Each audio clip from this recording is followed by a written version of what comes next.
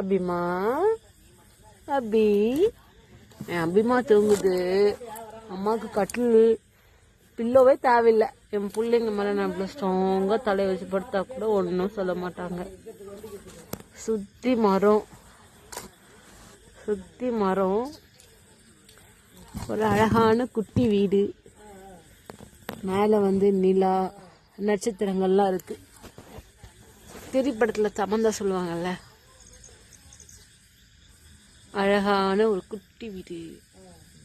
சுற்றி பப்பீஸ், சுற்றி இயற்கை, மரம் செடி கொடிகள் எல்லாமே இருக்கு.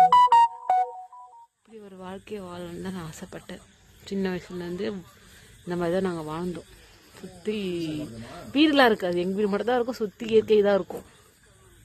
கொஞ்ச நாள் சென்னையிலேருந்து உடம்பே போச்சு. ஃப்யூச்சரில் ஆகி நாங்கள் தான் செட்டில் ஆக போகிறேன்.